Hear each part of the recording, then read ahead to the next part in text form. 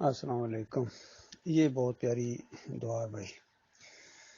اللہ تعالیٰ سے دعا مانگنا کہ اللہ میں آپ سے سوال کرتا ہوں ہدایت کا اور تقوی کا اور معافی اور درگزر، اور یعنی یہ دعا جس انداز سے تو پھر اس کے مطابق انسان عمل بھی کرے، پھر ایمان عقیدے کو سمجھنے کی کوشش کرے، جاننے کی کوشش کرے، جو بھائی باتیں بتا رہے ہیں ان پر غور کرے کہ آج امت مسلمان کہاں کھڑی ہے۔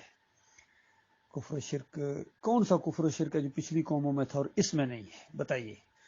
اور سب سے بڑی بات یہ کہ یہ اجرتی بن گئے ہیں، دین کو انہوں نے پیشے کے طور پر اختیار کر لیا ہے، نماز پڑھانے کے پیسے، اذان دینے کے پیسے، وہ اس کا تو پیشہ ہے۔ مزے کی بات جو ان پیچھے مقتدیوں کو اگر بتایا جائے کہ دین نہیں ہے، یہ دینداری نہیں ہے، یہ دکانداری ہے، تو بجائے اس کے کہ اللہ کی کتاب کی اور نبی علیہ السلام کی حدیث کی کچھ یہ سائڈ لیں، یہ مولوی کی سائڈ لیتے ہیں۔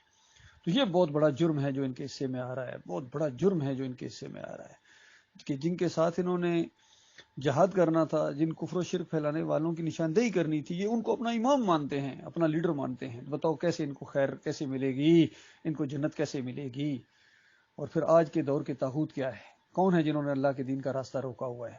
آج پوری دنیا میں جو مسلمانوں کی درگت بنی ہوئی ہے، بتاؤ یہ کس وجہ سے ہے؟ اور رکنے کا نام نہیں لے رہی، اللہ کے عذاب کا کوڑا ان کے اوپر رکنے کا نام نہیں لے رہا ہے۔ اور ان کی حیثیت کیا ہے؟ 10 بستہ غلام کی طرح یہود و نصارہ کے سامنے کھڑے ہیں، ان کی دھمکی برداشت نہیں کر سکتے ہیں۔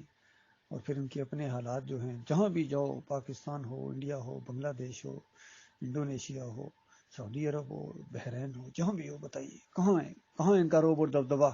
ان کی بات کی کوئی ویلیو ہے؟ پوری دنیا میں کوئی سمجھی جاتی ان کی بات کی کوئی عزت ہے؟ ہرگز نہیں ہے۔ پھر فحاشی ہے، پھر سود کا نظام ہے، پھر سب کچھ ہے ان کے اندر، اور نہیں ہے تو ایمان خالص نہیں ہے، توحید نہیں ہے، رد شرک نہیں ہے۔ اللہ کے لیے جو ایک تڑپ ہوتی ہے ایمان کے لیے کہ آپ کو اللہ تعالیٰ نے چند دن دیے ہیں، دے کے بھی آزمایا ہے اور نہ دے کے بھی آزمایا ہے، تو اس کے بعد اگر تم اللہ کے دین کے تقاضے پورے نہیں کرو گے تو پھر ہمیشہ ہمیشہ کی زندگی کے اندر تم کیا کرو گے؟ بتاؤ کیسے واپس آؤ گے؟ اس وقت تمہیں یہ مال، تمہیں یہ جاؤ جلال اور تمہارے رینک اور تمہاری پڑھائی اور تمہاری ڈگریاں کام نہیں آئیں گی۔ اس وقت تو ایمان خالص کام آئے گا اور ایمان کی طرف بلانے والے بھائی یاد آئیں گے، لیکن وقت گزر چکا ہوگا۔ اس لیے پیارے بھائیو، آپ سے ہمدردی ہے، آپ سے جو ہے بہت زیادہ تعلق ہے، ترس آتا ہے آپ کے اوپر، کیونکہ آپ ان مولویوں کے جال میں پھنسے ہوئے ہو۔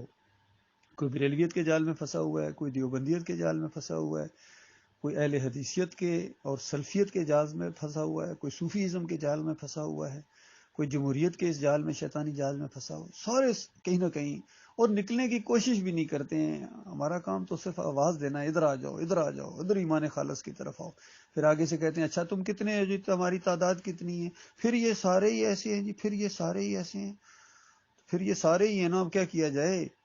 اگر سارے ہی اللہ کے نافرمان بن گئے ہیں تو کیا کیا جائے؟ اصحاب کہف نے کیا کہا تھا؟ سورہ الکہف پڑھو کہ یہ ہماری ساری قوم کو کیا ہو گیا کہ اللہ رب العالمین کو چھوڑ کر یہ اوروں کو پکارتے ہیں، اوروں کے پیچھے چلتے ہیں۔ بتاؤ اس ساری قوم کو کیا ہو گیا ہے؟ تو یہ معاملہ ہے، یہ سارے ہی جب اللہ کے نافرمان اور ناشکرے ہو گئے ہیں تو پھر کیا ان کے ساتھ مل جائے؟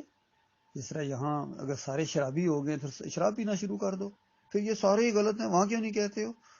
کیونکہ وہ آپ کام نہیں کرتے ہیں، اس لیے وہاں آپ یہ پولیا صحیح استعمال کرتے ہیں۔ بھائی یہ سارے ہی شرابی بن گیا، ہم کیا کریں؟ ہم تو نہیں پئیں گے۔ سارے ہی بدکار بن گئے، ہم تو نہیں کریں گے، وہاں تو یہ ہے۔ لیکن جب شرک کا معاملہ آتا ہے تو پھر اس کے بعد ساتھ مل جاتے ہو، انہیں کو امام بناتے ہو، انہیں کو لیڈر مانتے ہو، اور جو منع کر رہا ہوتا ہے اس کو کہتے ہیں آپ نہ یہ بات کریں جی، آپ اس طرح کرتے ہیں، آپ تو سارے ہی کسی کو بھی لحاظ نہیں کرتے ہیں۔ اچھا، ہم اپنے مالک کی کتاب کی وجہ سے یہ کہتے ہیں، اور اگر ہم یہ نہ کہیں تو پھر ہم اللہ کی کتاب کی گرفت میں آتے ہیں۔ اگر ہم ان کو کچھ نہ کہیں پھر اللہ کی کتاب ہمیں کچھ کہے گی، اور ہم اللہ کی پناہ مانگتے ہیں کہ اللہ کی کتاب ہمیں کافر کہے، ہمیں مشرک کہے، ہمیں بے دین کہے، ہمیں منافق کہے، ہم اللہ کی پناہ مانگتے ہیں، کیونکہ ہم اپنے اللہ کے آگے جوابدہی کا خوف رکھتے ہیں، اور ہمیں یقین ہے کہ ایک دن اللہ کے سامنے کھڑا ہونا ہے، اور وہاں توحید ایمان عقیدے کے اوپر فیصلہ ہوگا۔ اور کیا عجب کہ مالک کہہ دے وہاں کہ یہ بندہ دو عالم سے خفا میرے لیے تھا۔ میں سمجھتا ہوں جس بندے کے نامہ اعمال میں یہ چیز چلی گئی اور اس کی موت آ گئی، اور اس کے عمل میں یہ چیز موجود ہے کہ قیامت کے دن اس کے عمل کے اندر یہ چیز موجود ہے کہ یہ دو عالم سے خفا صرف اللہ کے لیے تھا، کوئی دشمنی نہیں، کوئی پیسے کا معاملہ نہیں، کوئی زن زر زمین کا معاملہ نہیں ہے، بلکہ ایمان کا معاملہ ہے، توحید کا معاملہ ہے۔ ہماری لڑائی اور دشمنی کوئی کسی اور وجہ سے نہیں ہے۔ ہم اگر ان سے بیزار ہیں تو شرک کی وجہ سے بیزار ہیں۔ اللہ کے بندو پرکھنے کی کوشش کرو، اللہ تعالیٰ غور و فکر کرنے کی توفیق عطا فرمائے۔